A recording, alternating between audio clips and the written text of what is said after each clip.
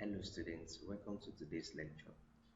I'll be taking you through Echo 202 Introduction to Microeconomics, Study Session 3, Theory of Consumption. Learning outcomes for Study Session 3. When you have studied this session, you should be able to explain consumption concepts, discuss consumption function, explain theories of consumption, enumerate saving function.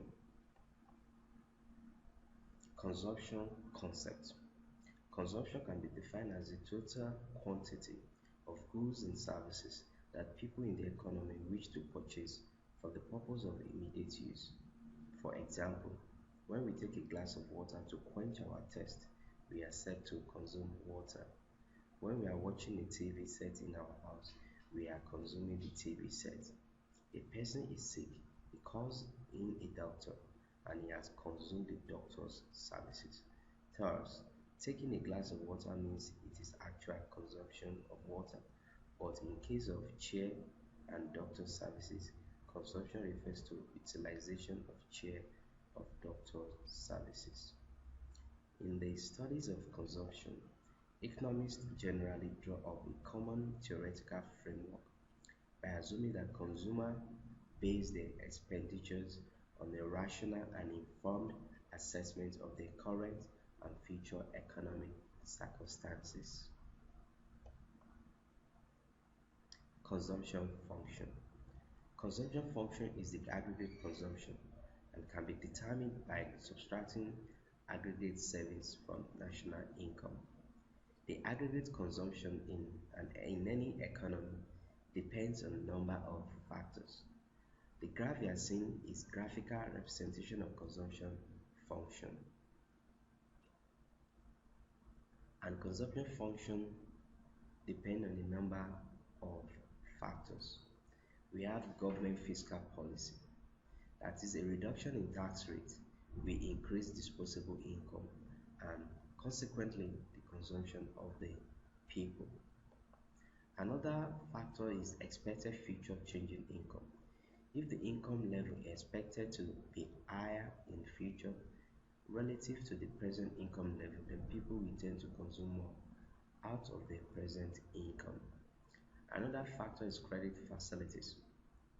This is the act of enjoying a particular commodity which are not outrightly or fully paid for, but whose full payments can be made at a future time. The more readily available these facilities, a higher will be the consumption level of the household. Another factor affecting consumption is inherited wealth. The higher the environmentally inherited wealth by the community or society, the wealthier it becomes, and the higher will be the level of consumption, all things being equal. And another one is population distribution with respect to age. The age and the infant are prone to consuming more than the active and productive age of the population. Hence, the higher the population of the age and the infant in any society, the higher will be the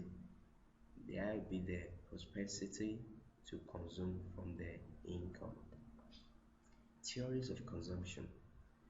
There are four different theories that have attempted to understand consumption behavior in the long and the short run. They are absolute income hypothesis, relative income hypothesis, permanent income hypothesis, and lastly life cycle hypothesis. Let's start with absolute income hypothesis that was propounded by John Maynard Keynes. Keynes asserted that real consumption is a function of real disposable income. Total income net of taxes. That is, as income rises, the theory asserts consumption will also rise, but not necessarily at the same rate. Another theory is relative income hypothesis, propounded by James Dusenberry.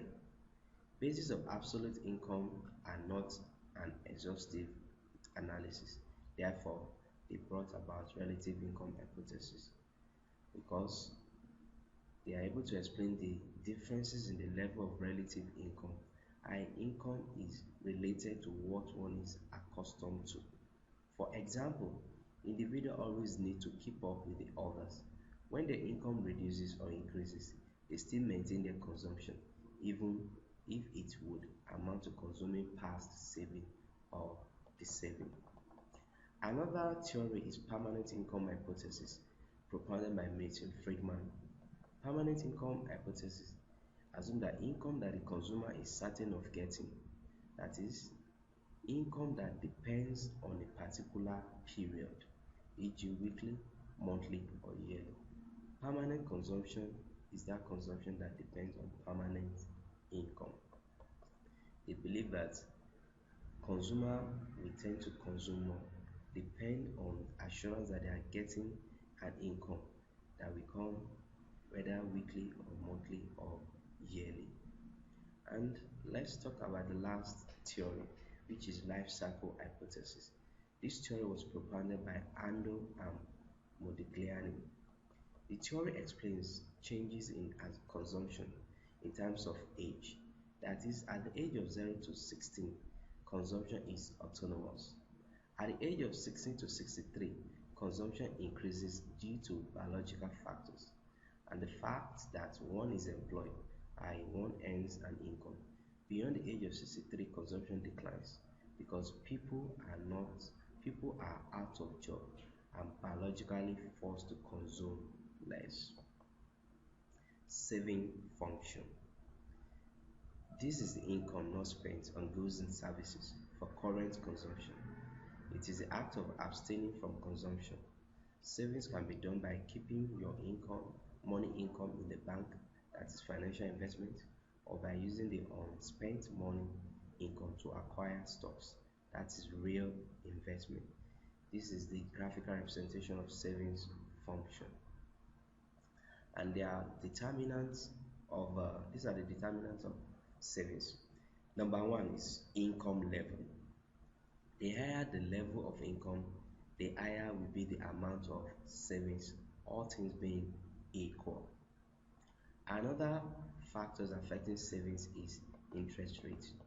The higher the interest rate, the more people will be willing and attracted to save.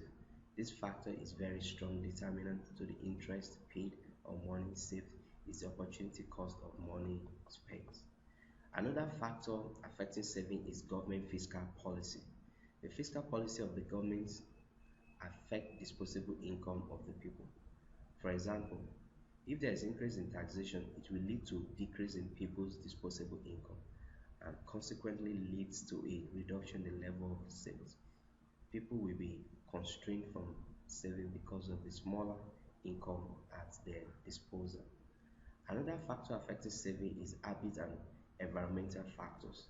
Some people save out of the habit cultivated in saving towards certain ceremonies or occurrences like burial ceremony, children's school fees, marriage, house warming, etc. Thanks for listening.